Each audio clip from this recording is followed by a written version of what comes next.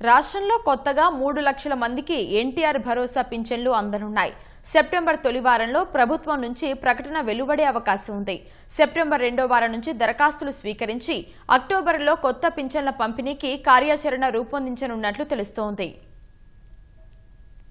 ఎన్టీఆర్ భరోసా పథకం కింద సామాజిక భద్రత పింఛన్ల అందజేతపై కూటమి ప్రభుత్వం కీలక నిర్ణయం తీసుకుంది. వితంతువులు, వృద్ధులకు ప్రాధాన్యత ఇస్తూ కొత్తగా 3 లక్షల మందికి పింఛన్లు ఇవ్వాలని నిర్ణయించింది. వీటికి సంబంధించి సెప్టెంబర్ రెండో వారం నుంచి దరఖాస్తులు స్వీకరించనున్నారు. దరఖాస్తుల పరిశీలన తర్వాత అర్హులకు అక్టోబర్లో పంపిణీ చేసేలా కార్యాచరణ రూపొందించారు. దీనిపై వారం రోజులుగా సెర్ప్ అధికారులు కసరత్తు చేస్తున్నారు. సెప్టెంబర్ తొలి వారంలో దీనిపై ప్రభుత్వం నుంచి ప్రకటన వెలువడే అవకాశం ఉంది. పింఛనుకు ఎంతమంది అర్హులున్నారనేది గుర్తించేందుకు సమగ్ర కుటుంబ సర్వేను ప్రభుత్వం ప్రాతిపదికగా తీసుకుంది. దీని ప్రకారం రాష్ట్ర వ్యాప్తంగా 1,70,000 మంది వితంతువులున్నట్లు గుర్తించింది. వీరి వివరాలను 6 అంచెల నిబంధనలతో తనిఖీ చేయించింది. తుదిగా 1,50,000 మంది అర్హులు ఉన్నట్లు ప్రాథమిక అంచనాకొచ్చింది. దరఖాస్తులు స్వీకరించిన తర్వాత వాటిని మరోసారి వడబోయనుంది. మిగతా 1,50,000 పింఛన్లు వృద్ధులకు అందించాలని ప్రాథమికంగా నిర్ణయం తీసుకున్నట్లు తెలిసింది. వైసీపీ హయాంలో అర్హత ఉన్నా